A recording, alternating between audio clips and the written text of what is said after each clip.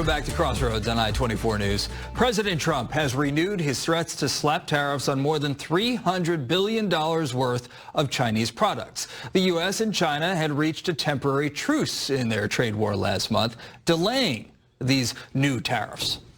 Well, Treasury Secretary Steve Mnuchin said he was going to speak with trade negotiators this week by phone and would possibly even meet in person soon. No word on how the new threats will impact those talks. Now, let's discuss this further with Jonathan Hoenig. He's the founding member of the Capitalist Pig Hedge Fund.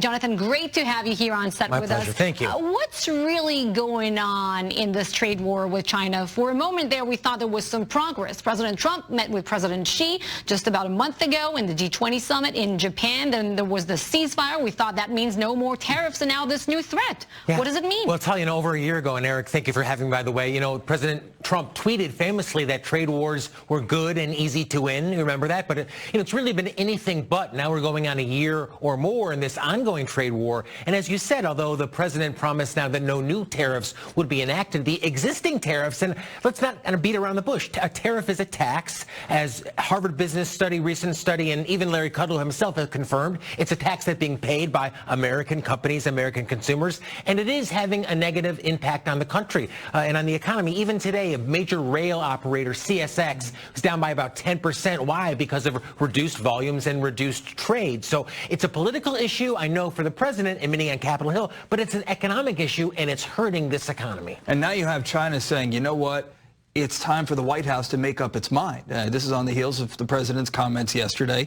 I mean, how does this play out going forward from now? And what do you think the impact on the markets will be? I think I don't want to be hyperbolic, but I think it really could be, Eric, potentially disastrous. I mean, the Great Depression started really as a stock market crash and a series of wide sweeping tariffs back in the late 1920s, early 1930s. And that's what really created the Great Depression. No, we haven't seen it just yet. We are time and time again starting to see these impacts show up on even to the American consumer. Now, you might not have noticed it, but if you bought a grill this 4th of July, the price of that grill was up by about 10% because of the steel tariffs. So company after company have said that this has having an impact. And keep in mind, economics is a science of second and third level consequences. So you often don't see what that initial impact is. I think most in the business community, certainly, and I manage money as well, would say we would be happy if this could get resolved, to have some certainty as to just how this is going to play out. So, Jonathan, President Trump, as we know, is taking a lot of pride in how well the U.S. economy is doing. In fact, is enjoying a high approval rating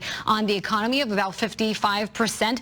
But you believe, according to what you told me before, that President Trump could have done better on the economy, that his America First agenda, which also means Buy American, is an un-American move? Yeah, I mean, it sounds kind of contrary, especially to patriots who say they want to support America. They would say, well, you should buy America. But, it's one of the issues I talk about in my new book, which is called A New Textbook of Americanism. Oh, you got it in Hebrew. It's available in Hebrew as well. And, the point to be made is that Americanism truly is about individualism, Tal. It's about your right to live your own life, even if that means buying, Toblerone chocolate or Birkenstocks or any other type of foreign product, that America is best served by individuals following their own happiness. And keep in mind, trade is the best example of it. Trade is win-win. So while the president will often say that we have a $500 billion trade deficit with China, really the opposite is true. We send China pieces of paper with dollars on them. They send us all these wonderful goods that show up, for Hanukkah or under Christmas gifts, any other type of things that make our lives better. So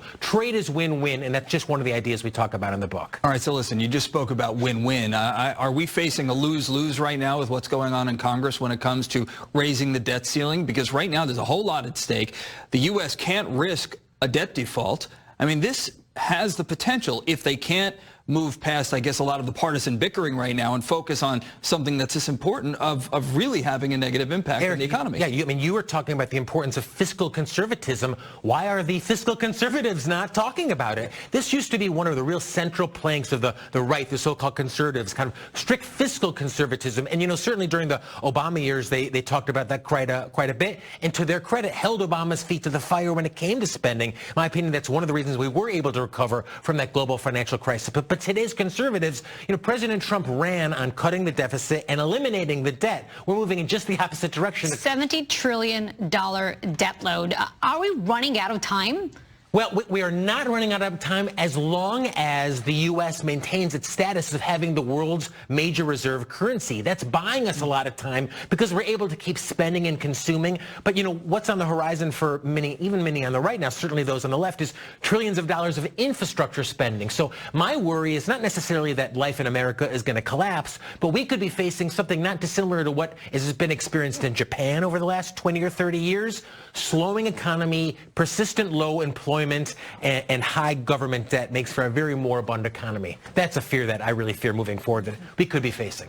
Very quickly, do you expect an interest rates to be eased at the end of the month? Yeah, I mean, what a difference a year makes, Eric. You know, not even a year ago we were talking about how many interest rate hikes we would get. Now we're talking about the prospect of rate cuts and even rates moving down near where they are in the rest of Europe, which is near zero. So this is a real fear, especially for older investors. Some of your viewers who might be in those fixed incomes, the yields paid on their bonds, and that's one of the reasons things like REITs, utilities have been doing so well in the stock market. Rates are going down. All right, Jonathan Hoenig, thank you so much for being here. Thank you both. Appreciate it. Good to have you. And in New York, the notorious Mexican drug kingpin Joaquin El Chapo Guzman